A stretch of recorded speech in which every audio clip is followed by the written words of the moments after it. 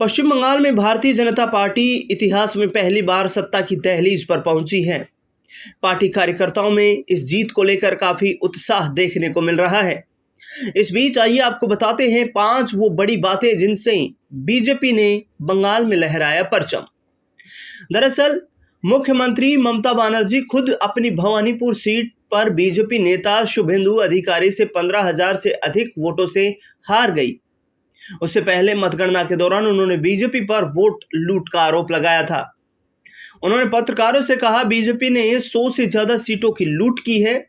BJP की जीत अनैतिक है। इलेक्शन कमीशन ने प्रधानमंत्री और गृह मंत्री के साथ मिलकर जो किया वो पूरी तरह अनैतिक है। ऐसे में पहला मुद्दा ये रहा कि महिला सुरक्षा एक बड़ा सवाल बना ममता बनर्जी के सामने। इसमें कोई शक की बात नहीं है कि पश्चिम बंगाल में महिला मतदाताओं का बड़ा हिस्सा बड़े लंबे समय से ममता बनर्जी की पार्टी का समर्थन करता आ रहा है।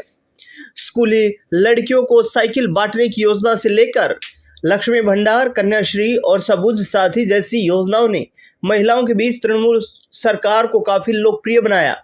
लेकिन इस बार 2026 में समर्थन आधार टूटता हुआ नजर आया। इसकी बड़ी वजह जो थी वो महिलाओं की सुरक्षा जैसे मुद्दे पार्टी की कथित नाकामी हो सकते हैं। 2 साल पहले हुआ आरजी कर आंदोलन इस चुनाव को प्रभावित करता हुआ नजर आया। इसका बड़ा उदाहरण पानीहाटी है, जिसे पारंपरिक तौर पर तृणमूल का गढ़ माना जाता है। दरअसल आरजी कर मामले में महिला की मां बीजेपी के टिकट पर चुनावी मैदान में थी और उन्होंने 28,836 वोटों से वहां से जीत दर्ज की है। एसआईआर एक बड़ा फैक्टर रहा। मतदाता सूची के गहन पुनरीक्षण यानी कि एसआईआर प्रक्रिया के दौरान 90 लाख से ज्यादा नाम हटाए गए और अब ये काफी साफ हो गया है कि इसका सबसे ज्यादा नुकसान किसी को भुगतना पड़ा तो वो टीएमसी ही है। बीजेपी लगातार ये दावा करती रही है कि ऐसी गड़बड़ियों का फायदा टीएमसी को सालों से चुनाव में मिलता रहा है और अब ये बढ़त कम हो जाएगी। मौजूदा रुझानों में इस तरीके के दावों में काफी सच्चाई भी दिखाई दी। प्रशासनिक विफलता एक बड़ा मुद्दा रहा।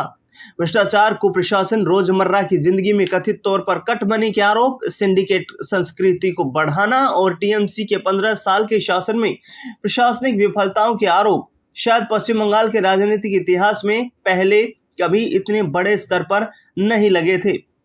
बता दें आपको कि 2016 और 2021 में भी पार्टी बंगाली पहचान, महिलाओं के लिए कल्याणकारी योजना और धर्मनिरपेक्षताओं जैसे मुद्दों के सहारे इन आलोचनाओं को पीछे छोड़ती रही। लेकिन इस बार एसआईआर की प्रक्रिया से हुई परेशानियों का बड़ा राजनीतिक मुद्दा बनाने की कोशिश, हर तरीके से इसका राजनीतिक फायदा उठाने का प्रयास किया गया। हिंदू वोट बैंक का ध्रुवीकरण भी एक बड़ा मुद्दा माना जा रहा है। राजनीतिक विश्लेषक लंबे समय से कहते रहे हैं कि ममता बनर्जी की लगातार चुनावी सफलता की बड़ी वजह राज्य के मुस्लिम समुदाय का लगभग एकजुट समर्थन रहा है। पश्चिम बंगाल की आबादी में मुसलमानों की हिस्सेदारी 30% से कम है और ऐतिहासिक तौर पर उन्हें 85 से 90% वोट टीएमसी को मिलते रहे हैं। लेकिन इस बार हिंदू वोटों का एक उल्टा ध्रुवीकरण दिखाई दिया, जिसका फायदा बीजेपी को मिला। केंद्रीय बलों की अभूतपूर्व तैनाती भी एक बड़ा मुद्दा रही। ममता बनर्जी की पार्टी टीएमसी और दूसरे विपक्षी दल बीजेपी पर केंद्रीय बलों का दुरुपयोग का आरोप लगाते रहे। समाजवादी पार्टी के नेता और उत्तर प्रदेश के पूर्व मुख्यमंत्री अखिलेश यादव ने आरोप लगाया कि मतगणना में केंद्रीय बलों का दुरुपयोग किया गया है। इसके साथ ही बता दें आपको कि जिस तरीके से केंद्रीय बलों की भूमिका पर सवाल ममता बनर्जी उठाती रही हैं, अब पीछे मुड़कर देखने पर इन शिकायतों की वजह शायद साफ समझ में आती है। और दूसरे शब्दों में कहें तो चुनाव में निर्वाचन आयोग और केंद्रीय बलों की भूमिका तृणमूल कांग्रेस के खिलाफ जाती हुई दिखाई दी।